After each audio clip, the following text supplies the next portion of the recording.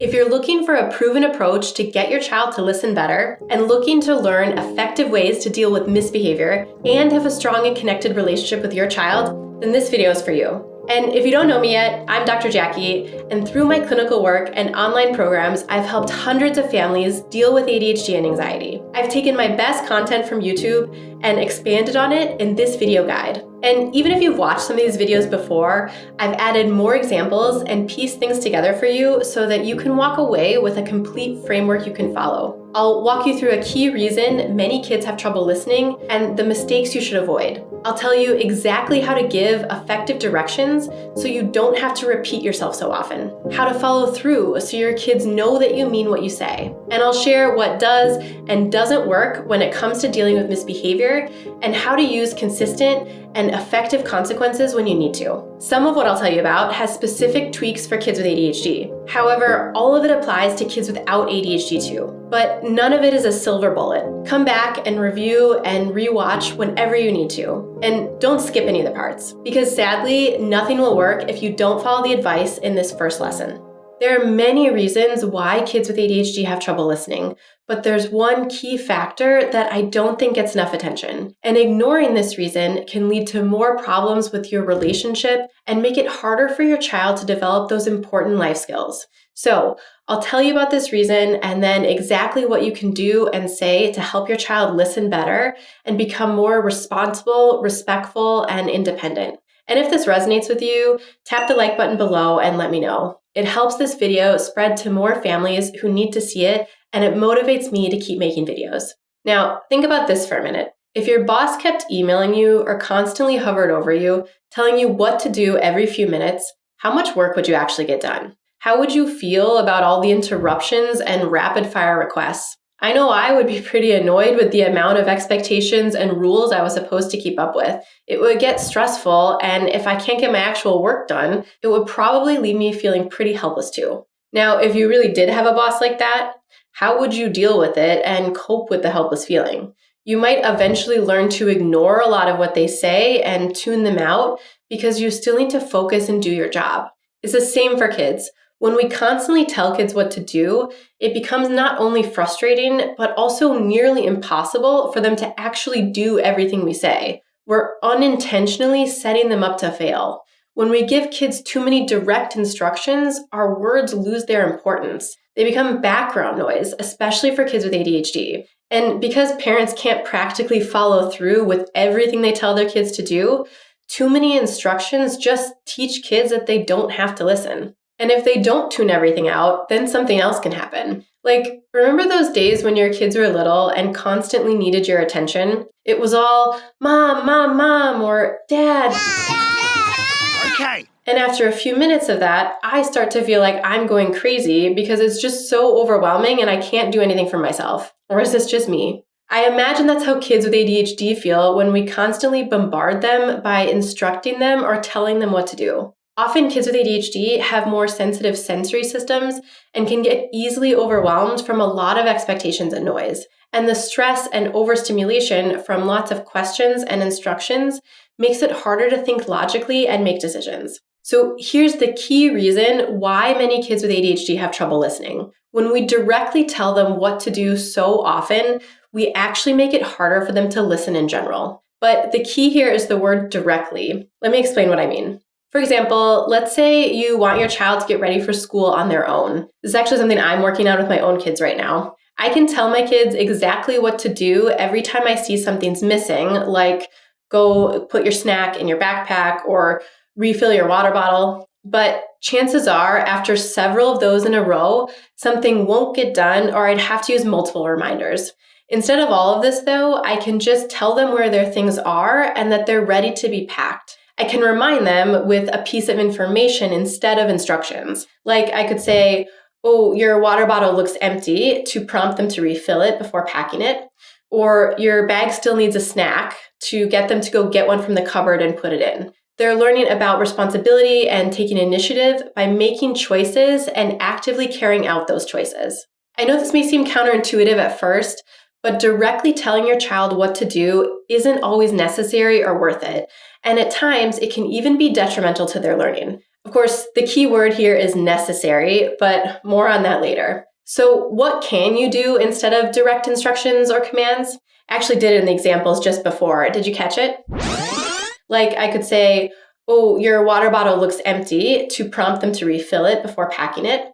Or your bag still needs a snack, to get them to go get one from the cupboard and put it in. To prompt your child to take action, you can give them what's called a statement of information. And there are 2 key rules you should follow to avoid making it sound like a direct instruction. There are 3 other important things that I'll tell you about after. So the first rule is to make sure your child is not the subject of the sentence. The second rule is to avoid words like need to or have to, like in these examples. It's time for homework. Or, I have to make dinner soon. I'm free for 30 minutes for homework help. These statements prompt your child to take action, but they don't directly tell them what to do or exactly how to do it. Statements of information give kids a chance to practice being more independent and helpful because they make their own choice to take action. And when your child does the action that you wanted, you have an opportunity to verbally acknowledge their work, helpfulness, and maturity. That will essentially encourage more of this positive behavior in the future. The more they practice and the more you notice and acknowledge their effort, the easier it will be for them to do what they need to do. And also remember that kids with ADHD are often very creative and think outside the box. Even if something isn't perfect or done the right way, let them do it anyways. They hone their skills and get better and more efficient over time. For example, if your child volunteers to put away their laundry, don't tell them how to do it, just let them do it. Could it end up messy? Of course, but they'll be more motivated to help in the future when they see the results of their own ideas. They'll become more independent over time. So notice their attempts, even if it wasn't how you imagined. Help them feel valued for their contribution to the family. But to make statements of information even more effective, you need to make sure to include 3 important parts. They are 1, the reason for what you want them to do, 2, the actual information, and 3, a reminder of the natural consequences if they don't do what's needed. Here's what I mean. Let's say you want your child to put away their stuff from school when they get home. Point to your child's backpack and say, lunchboxes that stay dirty in there for a while get stinky. If it's by the sink, then I'll remember to wash it for tomorrow. And if it doesn't get washed, then I'm not sure where tomorrow's lunch will go. You prompted your child to take action without telling them what to do. You gave them a chance to think through what will happen if they do and don't take action. They need to be able to think and problem solve to make good decisions. So give a reason and the natural consequence as part of your information statement. In my 12-week ADHD program, I've dedicated a whole section to getting kids to listen better with even more specific ways to make your instructions work better for ADHD brains. And as a parent in the program, you also get to practice how to give better direct instructions for when you actually need your child to do something. So check out the link in the description or just scan the QR code that's floating around here somewhere. But wait, fewer direct instructions will make it easier for kids to listen to the really important stuff. But what happens when you really do need to tell your child to do something? How do you make sure they actually follow what you say? This next lesson will teach you the secret to directions kids actually follow, the BOSS method. And I've added a bonus tip to make sure these 4 steps work even better. These are the 4 steps of the BOSS method for giving better instructions to your kids. And practicing these 4 steps can help kids listen better and cooperate more, whether they have ADHD or not. The BOSS method is one of my masterclass program secrets to effective directions that ADHD kids actually follow. But there's one important caveat that I'll tell you about at the end. So if you want to have less conflict and make it actually work, make sure to follow through on everything I'm sharing today. And to help you understand the actual formula behind the BOSS approach, I'm going to give you an example from my own life. Like, quite often, I have mornings where I have an important meeting scheduled right after my kids leave for school. And some days, they can both be so slow at getting ready. And yes, those Squishmallow stand-ins are not my actual kids, but they'll help me explain this better. So, I need my kids to get on the bus because there's no other way for them to get to school, and I need to be on time for my meeting. What do I say to them to get them going? A lot of parents would naturally say something like, I need you to hurry up, we can't miss the bus, probably while they're simultaneously getting themselves ready. The problem is, a lot of ADHD kids continue to move like molasses when you say and do that. Maybe they would even add but why do I have to take the bus? Or some other question, which causes them to drag their feet more. And then there's another set of parents who would politely ask something like, could you put on your coat and backpack and head outside? Or maybe that's just a Midwestern thing, but it inevitably gets followed up with, no, I don't want to go to school from the child. Not quite the listening and cooperation that we're going for. Now, how you start with the boss method is really important if you want to be more effective in getting your child to listen. So notice how these next examples are different from the ones I just gave, and see if you can spot the first step in our approach. The bus will be here in 10 minutes. Go get your coat, please. It's important to be ready on time so you don't miss the bus. Please grab your lunch and snack from the counter. The bus is coming down our street. Please head outside. And no, it's not the please, although that can help your instructions remain neutral and model polite behavior to your kids. So it is a good idea to add. But in these examples, I gave the reason for the instruction first. Reasons make it more likely your child will follow what you say. You'll eliminate some of the stalling, arguing, or questioning because you've expressed the importance of the task before you told them what to do. You also didn't abruptly give them an instruction, expecting them to automatically hear you and switch gears right away. So this is the first step. Before your instruction, give the reason. Okay, now to understand the second step, let's take a look at what's different between these two examples. Could you put on your coat and backpack and head outside? And the bus will be here in 10 minutes. Go get your coat, please. So there's a reason in the second one, yes. And also the second one is a direct statement instead of a question, which is important. But there's something else. In the first example, I told them to do several things. Put on the coat and backpack and head outside. And there are a few problems with this. The first is, if they only do the first part and not the second, did they still listen to you? Well, they sort of did.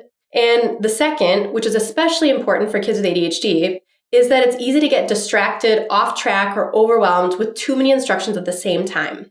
Make it easier for them to listen with only one step at a time. Start with just go get your coat, and then move on to the next thing after they've done that. So give your instructions one at a time.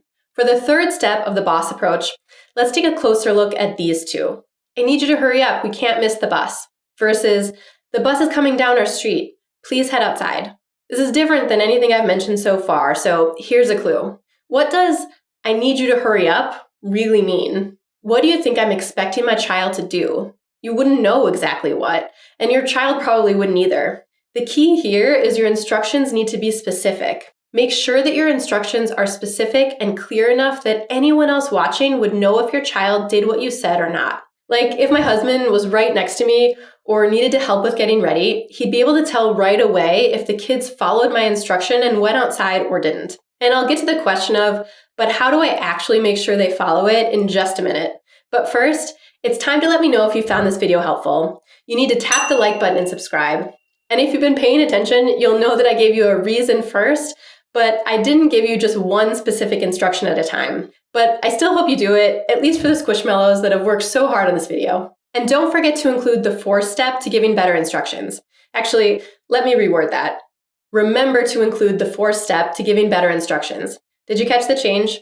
It's something I've emphasized in other videos, and it's really important for kids with ADHD. For example, if I say something like, don't run so far ahead of me, what do I mean by don't run so far ahead? What do I really want them to do? Hold my hand? Walk next to me? Wait at the street corner?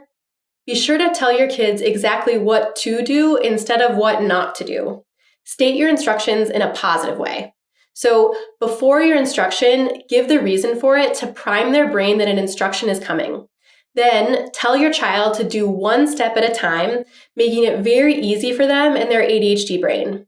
Be specific in your instruction so your expectation is clear, and tell them what to do stated in a positive way. Bonus tip alert. To make sure these 4 steps work better, all of your instructions need to be given in a neutral tone of voice and with calm body language. When there's hesitancy in your voice, you may unknowingly communicate that you don't really mean what you say. And on the flip side, if your voice gets really loud sometimes, you teach your child that they only need to listen after you've said things more loudly. Plus, if you want to help your child listen to teachers and other grown-ups too, all of their instructions usually come in a more neutral tone of voice. So be sure to try to do the same. Now, I said earlier that there's one important and huge caveat to getting the boss method to really work for you. There are times, of course, when you actually need to be in charge or when it really is necessary to give your child a direct instruction. Maybe to keep a child or others safe, to enforce household rules, or to teach family values. It could also be when you've tried other approaches to encourage a behavior, but the behavior you need to happen is still not happening. But the important caveat I need you to keep in mind is that most daily instructions or directions are really not that important or necessary. There are many ways you can encourage a child to do what they need to do without directly telling them, because too many direct instructions can be overwhelming and impossible to follow through with. And if giving a direct instruction is truly necessary, you need to make sure you have enough time and energy to properly and consistently follow through. That way, you teach your child that you really mean what you say. This is the whole, but how do I actually make sure they do what I say part? And this is where the ARC method comes in. Yes, it's another acronym that will teach you exactly what to say and how to follow through when your child doesn't listen to your boss instructions. And there are bonus tips in this lesson too, so keep an eye out for them. So in this next lesson, I'm going to break down the ARC method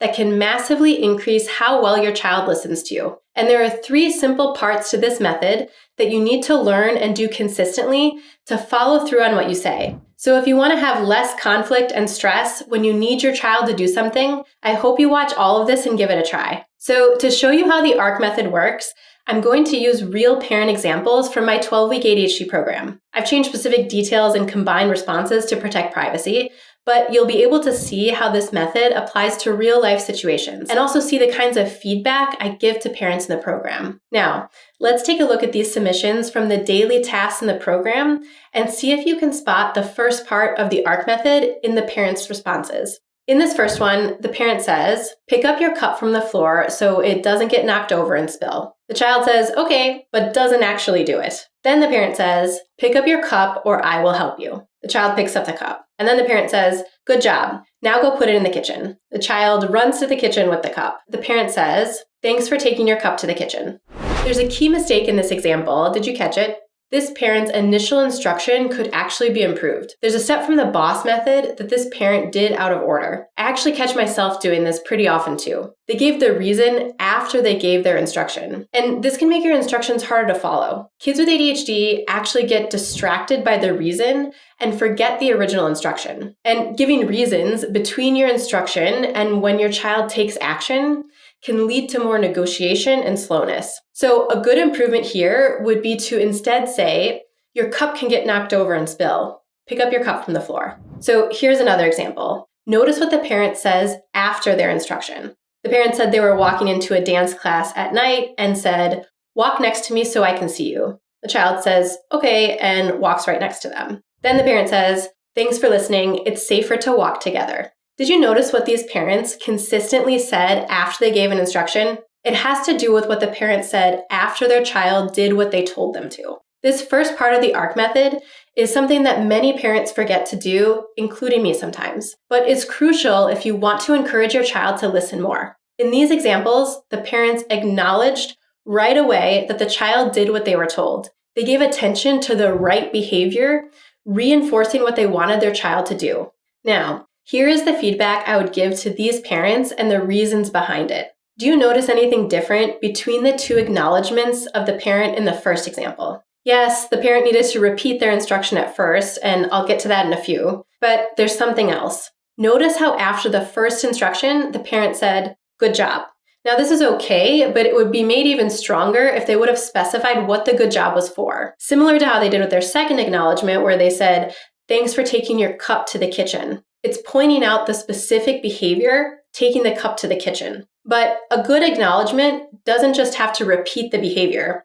A simple "thanks for listening," like in the second example, is specific too. Just make sure you tie your acknowledgement to a specific behavior. That's how you'll encourage even more of that appropriate behavior in the future. Plus, it just makes your interaction more pleasant and positive, which is what you want more of too. So that's the first part of the ARC method.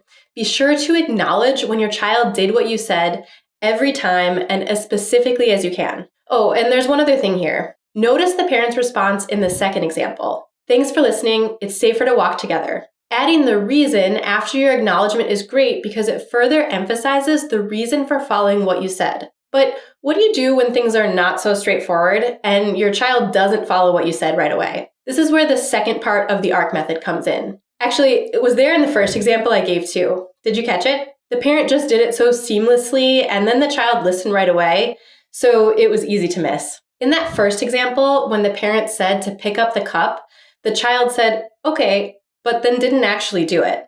So then the parent said, pick up the cup, or here's another example from my program.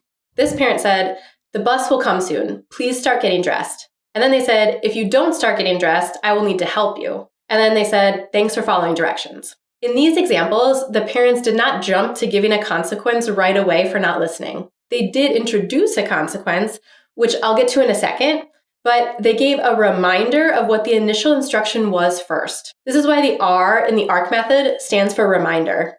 Sometimes kids, especially kids with ADHD, need a moment to process what you've said or to shift their attention. Or sometimes they simply need to know that you're serious about what you're telling them to do, especially if you typically give your child a lot of instructions that haven't consistently been followed or enforced. So before I get to the part about giving the actual consequence, I want you to make an improvement to another parent's submission. How can they make their reminder stronger?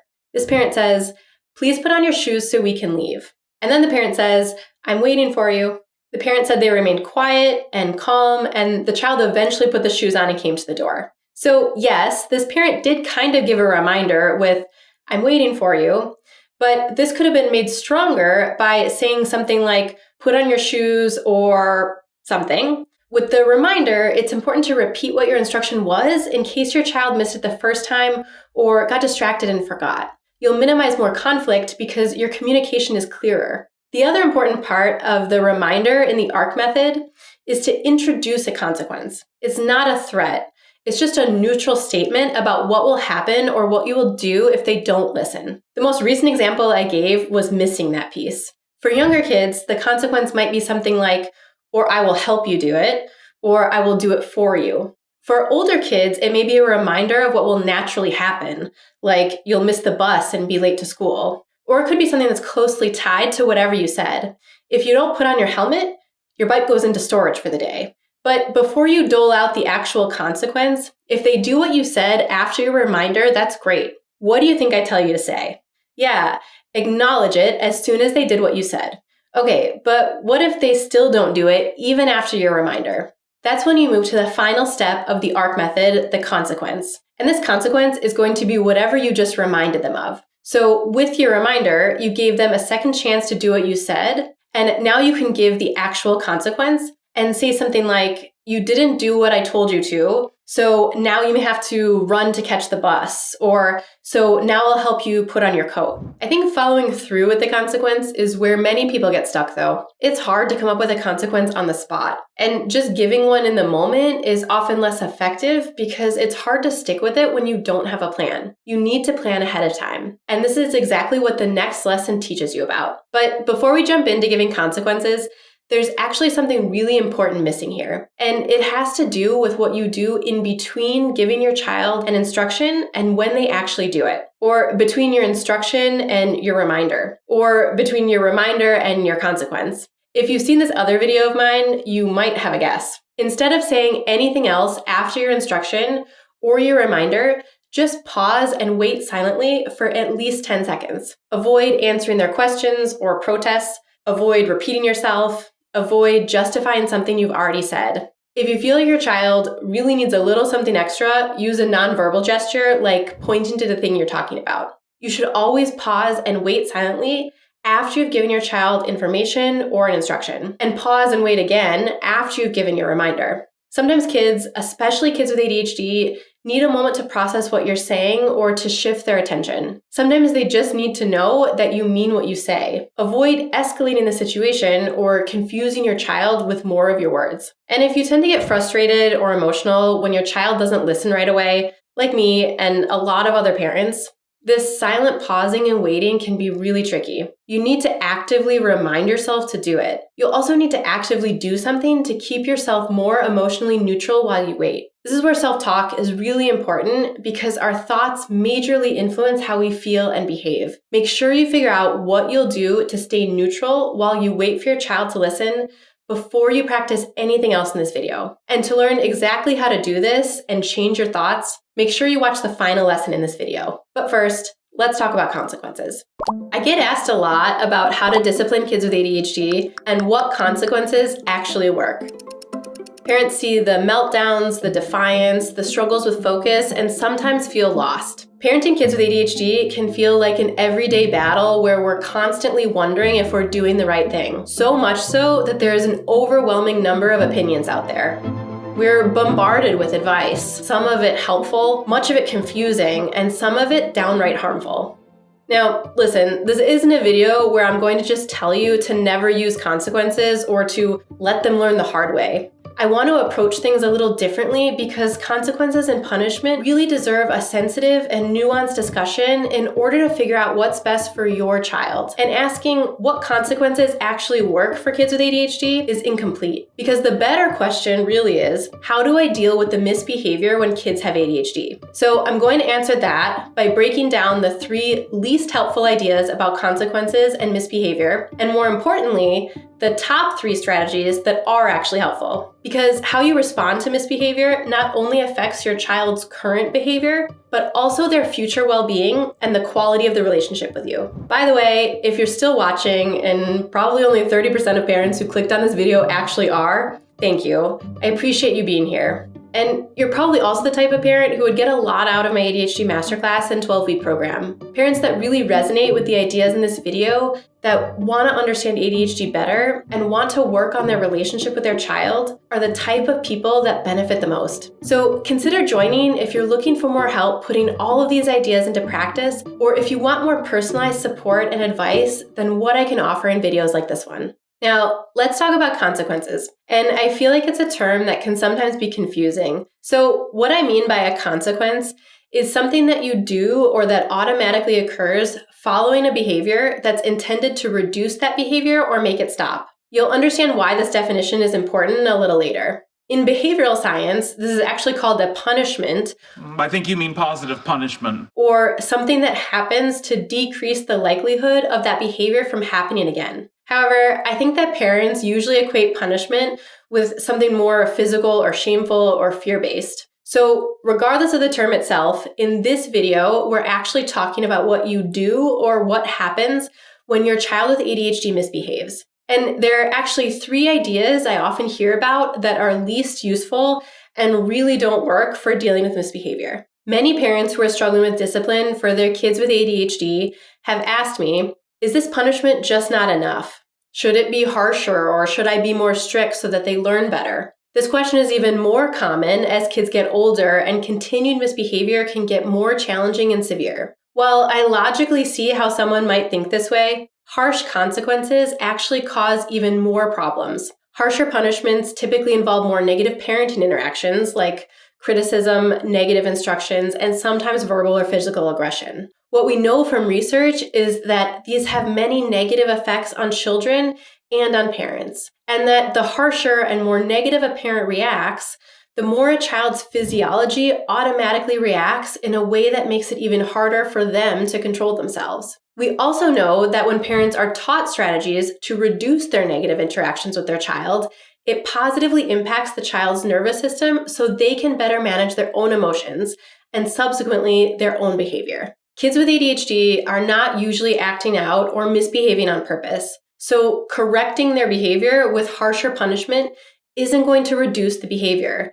It just ends up making them feel more guilty for things they couldn't control in the first place or that they genuinely have a harder time controlling. And that guilt often turns into more emotional outbursts and problem behaviors. Kids with ADHD also tend to zero in only on the consequence itself. Their emotional reactivity is high, and so they zero in on the thing that got them there, the harsh consequence. And then they miss the opportunity to learn and connect their previous behavior to that consequence. So there isn't any learning that happens. So the first idea that doesn't work for most kids, and especially for kids with ADHD, is that they need harsher punishments to learn better behavior. So would just a natural consequence work then? Like if a child doesn't do their homework, they might get a bad grade. Or if they don't take a shower, they might stink. This may not play out like you'd imagine though. Kids with ADHD have problems with impulsivity, where they might act without considering potential consequences. And when you also have problems with working memory, like kids with ADHD often do, it's harder to remember instructions and plan ahead to what might happen. All of this makes it difficult to change kids' behavior based on a future consequence. So if you think, well, if he doesn't study, then he might get a bad grade on the test and maybe even in the class. It'll teach him that he needs to put in more work. Know that I haven't seen this to be true for kids with ADHD. There are genuine difficulties that are getting in their way, like being able to break big tasks into smaller chunks or huge emotional overwhelm. Ignoring these genuine problems can actually put them on the path to delinquency because that future consequence doesn't help them learn for the next time. The consequence actually comes too long after the behavior. It's already too late. The damage has been done. So the second idea that doesn't work is to just let it take its course, to let the situation play out and hope they'll learn from the thing that naturally happens when they do or don't do something. But then wouldn't using consequences yourself damage your relationships with them or damage them? I know a lot of parents are genuinely concerned about how consequences and punishment affect how their child feels about them and about themselves. And I do like that parents are thinking about this. They want to do right by their kids and their relationship. But is there any validity to these parents' fears? Research has shown that things like corporal punishment and excessive yelling can damage your relationship and negatively impact kids' emotions and self-esteem. So you should definitely avoid those. But what about consequences like timeouts or losing a privilege? What I've seen happen online is that conclusions that are made from one specific scenario, like with corporal punishment, for example, get extended to other situations where we don't have the same evidence. I actually have not found any research showing that teaching consequences like losing a privilege or timeout are damaging to the parent-child relationship or to the child themselves. If you're aware of scientific research that says otherwise, please put the title of the article in the comments so I can take a look. Know that consequences are used and taught in evidence-based treatments like parent-child interaction therapy or parent management training. These behavioral interventions have been shown to reduce the problems and improve the parent-child relationship. But here's the key with this one. Consequences are taught as just part of a larger parenting intervention in a very specific and pre-planned way and used sparingly. I'll actually get more into that in a little bit. But this is the final idea that doesn't work. Avoiding consequences altogether because of fear that it will damage the relationship. This can often turn into permissive parenting, where children are allowed to make their own decisions without repercussions. And to be mentally healthy and strong, kids need boundaries. So how do you do this then? How do you build those boundaries? And how do you use consequences better in a way that deals with misbehavior and works for ADHD brains? There are 3 key strategies that are far more effective than traditional punishment, and 3 practical types of consequences you can use that I'll tell you about after I introduce those strategies. I actually already introduced the first strategy just moments ago when I mentioned the evidence-based treatments. Before you even get to giving a consequence, know that there are a lot of strategies to help your child with their behavior and to teach them right from wrong. And research has shown that positive reinforcement strategies like praise and rewards and encouragement are more effective than punishment in changing behavior. In all of my clinical work with ADHD families, the first thing they always say helped them the most wasn't learning and using specific consequences. It was how to positively influence their child's behavior instead. Consequences are intended to stop or reduce a behavior. They don't help a child learn skills to handle that problem or negative emotion in the future, and they don't teach a child what to do instead. If kids don't get enough practice or acknowledgement when they're doing the right thing, you'll have a much harder time dealing with misbehavior, no matter what consequences you're using. So the first key strategy to dealing with misbehavior is to actually focus on positive reinforcement most often and use consequences only sparingly. And I have several videos about this that I'll link at the end, some of them with practical parent examples from my online 12-week ADHD program. Until then, I want you to think about this. No child wakes up and thinks, what can I do wrong today? Kids want to be good, so treat them as if they're trying to do the right thing. And when they don't, Consider it a mistake or a lack of skills rather than coming from a place of malice. This simple mindset shift will give you more empathy and help you better problem solve how to approach more negative behaviors. Put yourself in your child's position. What's going on from their perspective? What got in the way of them making the right choice or behaving more appropriately? Address that instead of doling out a punishment for a poor behavior choice. Connect with them about what's happening or how they're probably feeling before you do anything else. Connection and validation turn down the volume on emotions, especially shame. You need to bring down the emotional intensity kids are feeling so that they have a chance to learn a different way. What this second strategy means is that instead of immediately jumping to punishment for every misbehavior, focus on understanding why your child misbehaved. The key idea here is to address the underlying cause of the behavior. And you start doing that by approaching your child with empathy and understanding. So when might a consequence actually be appropriate to help deal with misbehavior? By now, I hope you've gotten the idea that consequences should be your last resort after you've exhausted positive reinforcement and empathy-based approaches. Then it really comes down to two situations when you could use consequences. One is when you've told your child they need to do something, and they genuinely do need to. And the second is when they've broken an important pre-planned rule. Given what we know about the genuine difficulties for kids with ADHD, any consequences need to have 3 elements for kids to have the best chance of learning from them. For example, let's say your child yells at you every time you tell them no, and you've exhausted all your other positive strategies.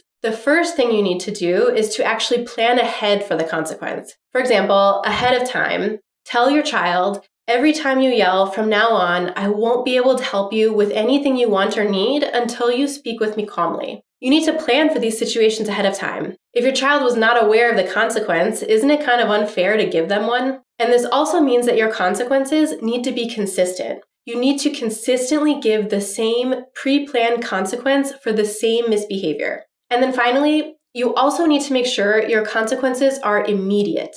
Remember what I said before about consequences that may happen in the future? For kids with ADHD, pre-planned consequences that have an immediate effect and are used consistently work best. And this is the last idea that does work. Consequences should be pre-planned, immediate, and consistent. But what kind of consequences can you plan for then? You learned about some consequences that aren't effective, but what does work for kids with ADHD? Sometimes there are natural consequences that can happen immediately and are a direct result of the child's actions. But those can be harder to plan for or do consistently. So many times a logical consequence may make sense. Like if you ride your bike without a helmet, you won't be able to ride it for a day. But sometimes these logical consequences aren't feasible or don't exist. When that's the case, remove a privilege that your child has for a specific amount of time. Ideally, this privilege is something that can be repeated throughout the day in case you need to use it multiple times. It might be the privilege of certain toys or devices or certain activities, or even transportation to those activities. There are lots of possibilities here. Choose something that makes sense for your child and family. And sometimes for younger kids, the consequence can just be, I will help you do it, or I will do it for you.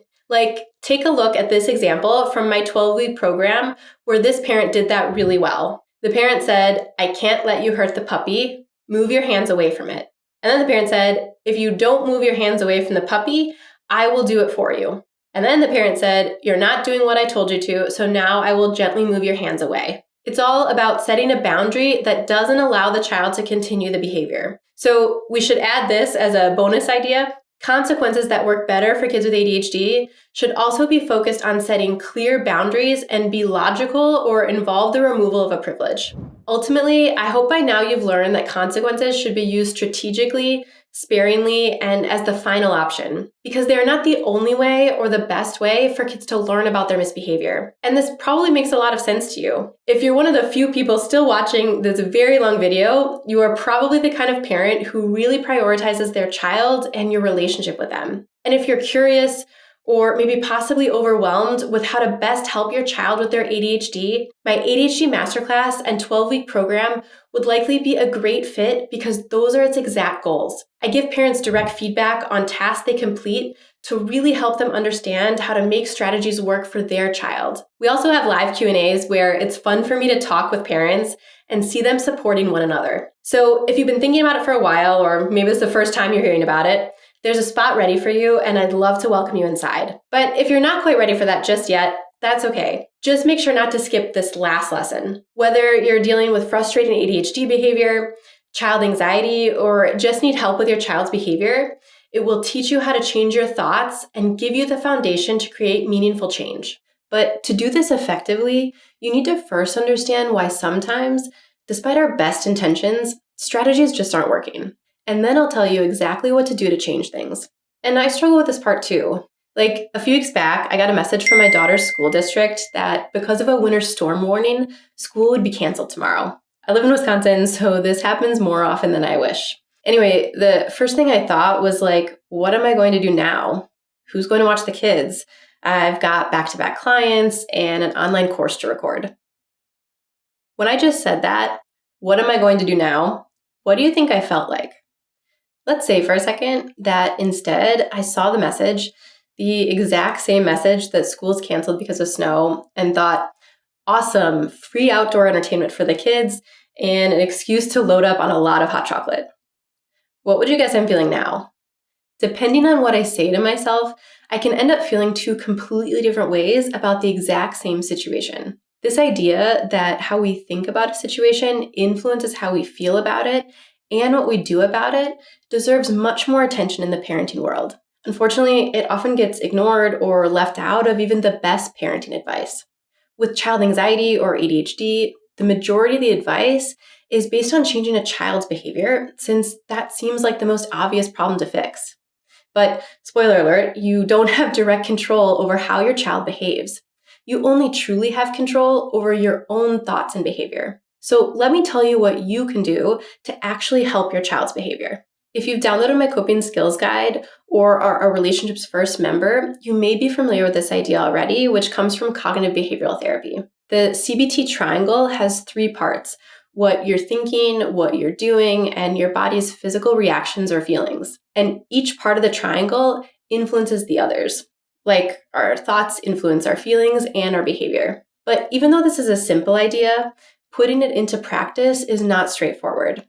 And I myself have messed up. Like when one of my kids was having a lot of trouble staying in her bed and falling asleep at night. There were nights when she must have gotten out of bed at least 10 times since we said goodnight. And on that 10th time, I'd start to wonder, how much longer is this going to go on for? How is she not tired? Is she ever going to fall asleep? And I was feeling beyond frustrated, sometimes bordering on desperation. There were times when I'd kind of scold her and tell her to go back to bed, or start bribing her to stay in bed, or even take something away. I just felt like doing anything at that moment just to get her to stay in bed. But ultimately, bedtime was turned into this thing where we both just felt like crap. And I knew neither of us wanted to feel that way, so I needed to make a change. It's kind of impossible just to change your emotions, though, to just like will yourself into not feeling like crap. So I started with my thinking. I started to actively tell myself something else that was more helpful. Like I would even say it out loud when she'd call out for me for the 10th time. Something like, gosh, she's having a really hard time tonight, or she must really need something else from me right now. I began to feel less irritated and a little more patient and understanding, or sometimes just kind of neutral as I reminded myself that this won't last forever. And so I'd ask her if something is bothering her, maybe just take her back to her room and remind her that I love her and she's safe. Sometimes I just calmly remind her of our family's rules about bedtime and staying in bed. How I felt and what I did to help her stay in bed and sleep was different depending on what I said to myself. And in the end, when I actively practiced changing my own thoughts, my feelings and responses about what was happening changed too. I ultimately changed how I was being with her, my energy, my facial expressions, my body language. And this mattered a whole lot more than the exact words or strategies I used to get us where we wanted to be. Now, here's another example of what I'm talking about.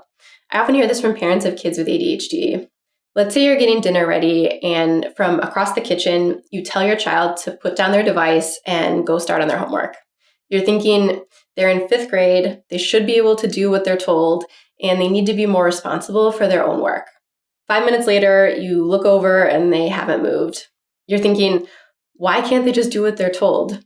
You get frustrated and maybe say something like, "Hey, why didn't you listen to me? I already told you to turn it off." On the other hand, what if when you looked over and saw they were still on the device, you thought to yourself, "Gosh, it's really hard for them to switch gears to something else." Or, maybe they didn't hear me. You're thinking that certain things are harder for them because of their ADHD. You're assuming their behavior isn't intentional. So you leave the kitchen and walk over to them and say, "Hey, I know it's not easy to turn this off when you're having fun. I need you to start on your homework though." Now you've got their full attention because you're right next to them and connected with them on how they might be unhappy about what you're telling them. The way you think about your child and their behavior influences the interaction between the two of you, which will have an impact on what happens next. It's going to be tough to see your child's behavior change the way you'd like without first taking an honest look at your thoughts in those tricky situations. What you do to handle the tricky situations is important, and so is how you're going to be with your child, which is largely influenced by your own thoughts. And how you are being with them ultimately plays a role in their behavior and in your relationship with them. All this makes me think of a family I was working with that got to a better place much quicker because of what the mom did. I was doing PCAT with a child diagnosed with ADHD, mainly working on listening to her parents and keeping her body to herself when her emotions or energy were running high. And in this particular session, the child had been sick and not sleeping well during the previous week and was just generally running on empty. You know, it happens to all of us. We get a little more cranky, maybe do and say things we wouldn't normally do. But essentially, the trouble that she would normally have was amplified because she hadn't been feeling well. And so I'm coaching the mom through some active ignoring of the minor behaviors and helping her give commands to redirect the more aggressive ones. And even I can feel the tension and energy rising as things are escalating. But I notice the mom looks exceptionally even-keeled. Her words and her body language are neutral and consistent as she's trying to get through these tricky behaviors with her daughter. And then she says to me, "Gosh, she must really be holding in so much when she's feeling well. It's like she just can't help herself right now. I can't imagine how much energy that must take her not to do these things every day." Those words, those thoughts of hers, helped her have empathy and appreciation and compassion for her child, and eventually help them both get to a better place. That's what kids need. Grown-ups who give them the support they deserve, who imagine what it's like to be in their shoes, and who value them just as they are. And if I haven't made it very obvious by now, this all starts with your thoughts. So here's the important practical advice for you. Sometimes thoughts come so quickly or automatically that we don't even realize what they are or how they're influencing us. So before you deal with another challenging behavior, ask yourself these questions first to get a clear picture, even if you already feel like you know what your thoughts are. What are you really saying to yourself about your child, your relationship with them, their diagnosis, or their behavior? What are you expecting to happen when they're behaving in a particular way? Like when they're anxious or impulsive or defiant, what do you think will happen next? What's the first thing that pops into your mind when you think about your child and their behavior? How does the advice or tips you get work for your child? What's the worst thing that could happen? Write down your answers to these questions. It'll help you recognize and clarify some of the thoughts you currently have about your child and your situation. And after you have ideas about the ways you currently think, you can work on slowly changing them in order to help you and your child. But I know from personal experience that it's difficult to just get yourself to think differently, and even harder to think something different and truly believe it. So how exactly can you think different thoughts that eventually improve your child's behavior? First, you need to come up with coping thoughts that fit your family and situation. You may need to ask yourself some more questions until your answer is something that helps you feel differently and better. Like, what is this thought doing for me right now? Or like when I start thinking, how many times do I have to remind him? Is that helpful for me or for him? How do I feel when I say that to myself? You could also ask, how likely is it that the worst thing would really happen? For example, if I leave my child crying with a babysitter, how likely is it that they will really cry for hours and hours? Or you might ask, is this thought really true? Like, is this situation really something that's dangerous for my child? And finally, is this thought worth my energy and my relationship? Like, is it really worth my time to think this way about my child? Your answers to these questions are things you can say to yourself to begin to change your internal dialogue. Write them down somewhere for easy access and to continually remind yourself of them. Put a post-it on your bathroom mirror. Keep a notepad on your nightstand. Make a note in your phone, or better yet, put these coping thoughts as the background image on your phone. If you're still struggling to come up with some helpful thoughts, try making an even-if statement. I have this whole video on it that can give you more ideas, but the general formula to make one is, even if that bad thing happens or that worst thing comes true, I can cope by doing this.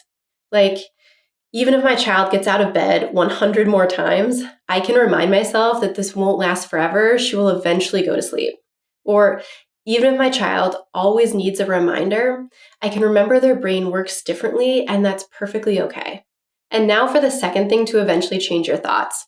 You need to remember that things are a triangle, that all parts, thoughts, feelings, and behaviors contribute to the other parts. So if you have trouble believing a thought you really want to have, just start acting like a person who does believe those thoughts. What would they do in this situation? Eventually, with a change in your behavior, you will have a change in your thoughts, and they will more closely align with your values and what you want for your child and your relationship with them. If you want to see how you can specifically apply what you learned to anxiety, check out this video next. Or if you're looking to help a child with ADHD instead, see the one below. There's never one right strategy for every situation, but focusing on how you are with your child will eventually lead you to the right strategy for your family. As always, put your relationships first. I'll see you in the next video.